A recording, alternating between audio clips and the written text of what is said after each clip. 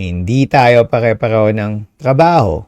Pero if you really look at it, a lot of Filipinos abroad are still following almost the same wealth building script. Because whether someone is a nurse in Toronto, an engineer in Dubai, a caregiver abroad, or an office worker in Canada, ang ending madalas parang familiar ang pattern. May Canada account, may Philippine account, may MP2, may SSS, may plan bumili ng lupa or bahay sa Pinas, tapos may konting pressure na dapat may visible progress din. So, I wanted to step back and ask, what is the default wealth strategy of Filipinos abroad, and is it still enough in 2026? Because I think many of us are not really choosing from scratch. We're following a pattern, a script, and the bigger question is, does that script still work as well as we think? So first, this video is not about saying the default strategy is wrong. Actually, I think part of the reason so many Pinoys abroad use the same playbook is because it makes emotional sense. It feels familiar. It feels safe. It feels practical. And honestly, I get it. Because if you're working hard abroad, the instinct is usually protect money from taxes where you live, build something in the Philippines, keep one foot in both countries, and try not to be too dependent on just one system. And when I look at the actual 2026 data, that pattern really showed up. In Canada, the CRA says the 2026 TFSA limit is 7,000 and the 2026 RRSP limit is 33,810.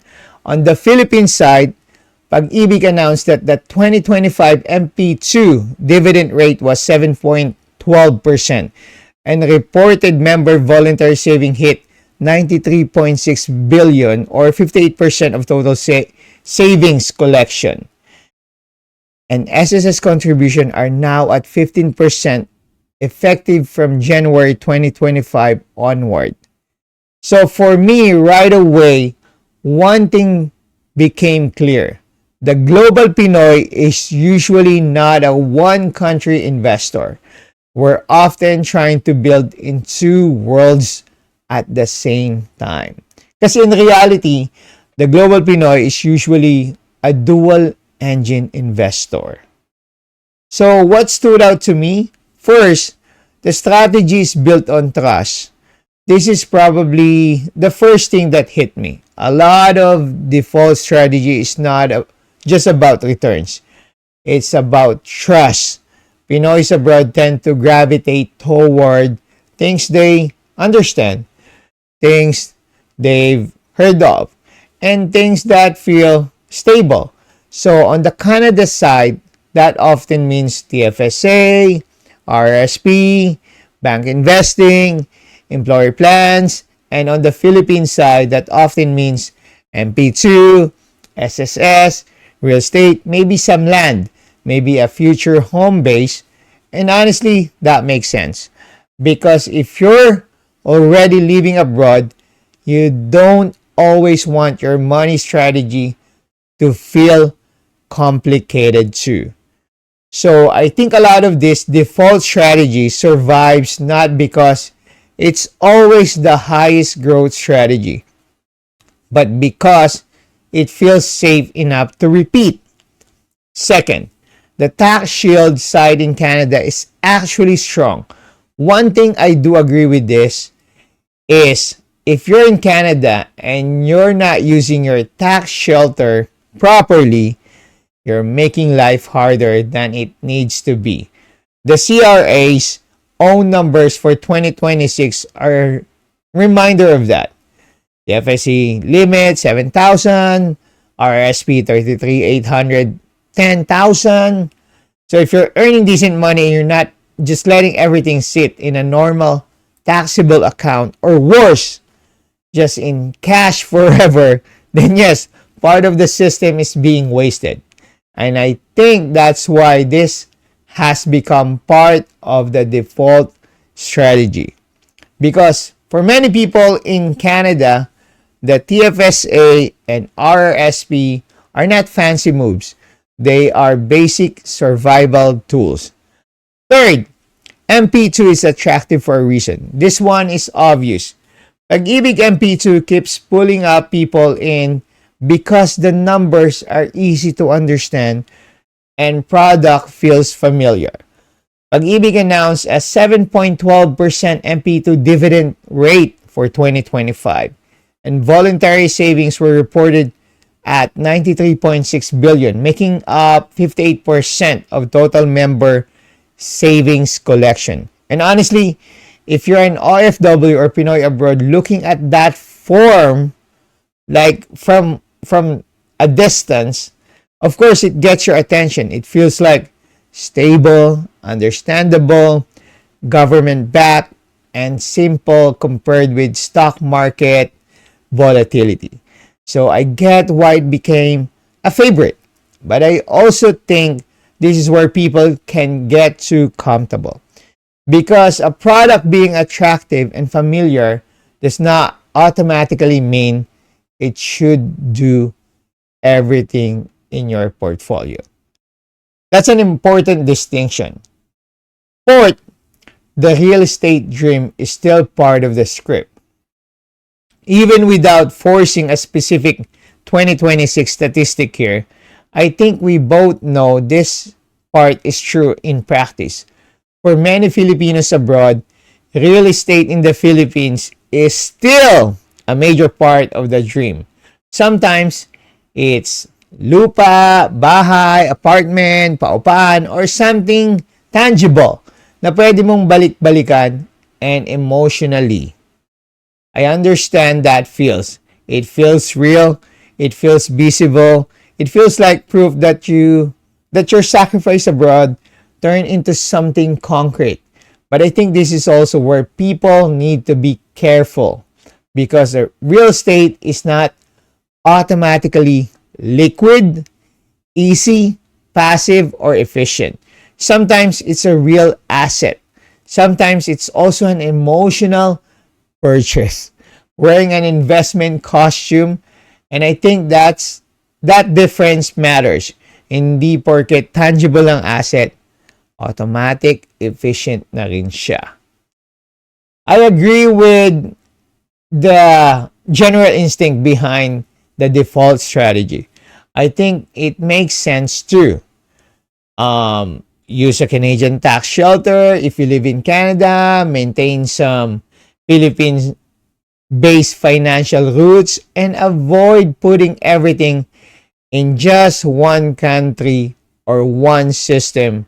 I also agree that trust matters because people don't invest well in things they don't understand.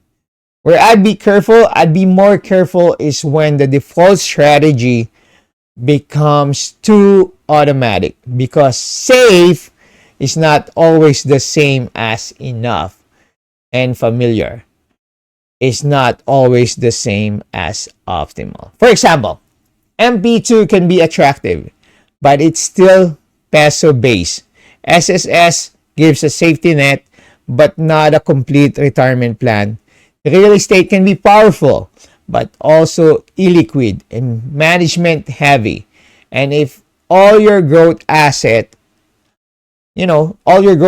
are too concentrated in one country, you are taking more country risks than you may realize. So I would never say the default strategy is wrong, but I would say the default strategy may be too slow or too concentrated if you never go beyond it. That feels more honest. I think the part people miss is this.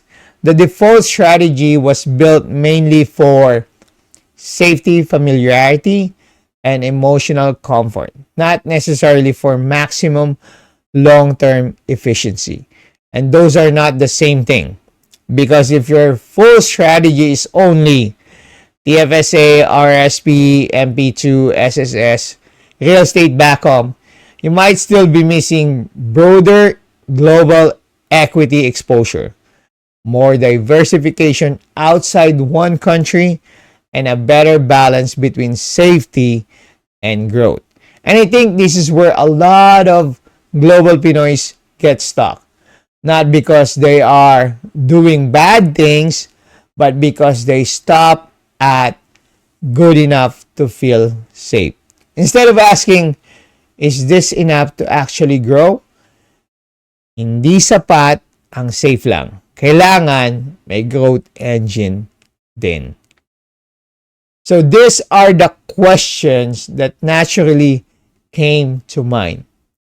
If you only have extra money for one move this month, do you prioritize TFSA, RSP, MP2, or something else? How much Philippine exposure is healthy before it becomes too concentrated? And when people say safe investment, do they really mean safe or just familiar? Here's what I take from it. If I had to reduce this whole thing into practical takeaways, I'd say this. First, the default strategy works because it is simple and trusted. That is the strength. It gives people something they can actually follow, and honestly, that matters a lot. Second, the tax shelter side in Canada should not be ignored.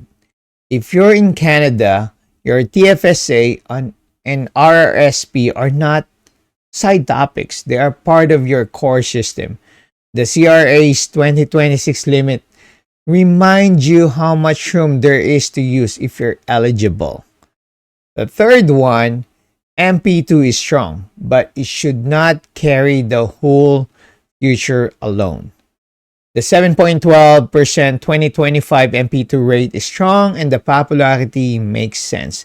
But one product should not have to do all the heavy lifting in your wealth plan. Fourth, SSS is a safety net, not the full answer. The 15% contribution rate matters and keeping it active can be useful. But SSS by itself is not a full wealth plan. It's part of a plan. The fifth one, the missing piece is often broader diversification. This is probably the main thing I'd add to the default strategy, not to replace everything, but to strengthen it, right? The goal is not to abandon the default strategy. The goal is to upgrade it. So this is not a MP2, a bad video. And it's not definitely, forget the Philippines and just invest abroad. That's not what I'm saying. I'm saying this, the default strategy is strong on familiarity and safety, but it can be weak on speed, diversification, and long-term scaling if you never expand it. And honestly, that's why this matters, because a strategy can be good, safe, respectable, and still not be enough on its own. Hindi porket gumagana, ibig sabihin optimal na. So I'm not here to tell you mali ang ginagawa ng karamihan. I'm just saying that after looking at the data and the pattern, the default strategy makes emotional sense, but it may still need an upgrade. For me, the biggest takeaway is this. Many Filipinos abroad are not lacking discipline. They are just following a strategy built for a safety first. And now, they may need to add more growth and more diversification. That's not failure. That's evolution. Hindi mo kailangan iwan ang lumang strategy. Baka kailangan mo lang siyang i-level up. If you want to improve your default strategy today, or first, audit your dual engine system. If you're in Canada, check your TFSA, your room for TFSA, and your RSP room as well, and what you're actually using if you're building in the Philippines too. Check your MP2 maturity, your SSS status, and how much is really going there. Second, don't rely on repetition alone. Automation is good, but automated money into a weak allocation is still a weak allocation. The third one, add one growth layer that could mean one low cost diversified ETF, one broader equity exposure, or one move that reduces over concentration. Bago ang padala, unahin muna ang portfolio strategy. Ikaw are you more of a TFSA first or MP2 forever or real estate pa rin type of a person? What's the hardest part for you when it comes to diversifying outside the usual Pinoy default strategy? Comment mo nga. Kung ayaw mag-comment, bahala ka. Comment lang. Curious din ako what your real default strategy looks like right now. If you want simple, real talk about money, follow along, we break it down, we can build, so that we can build wealth step by step. Hindi instant, pero posible.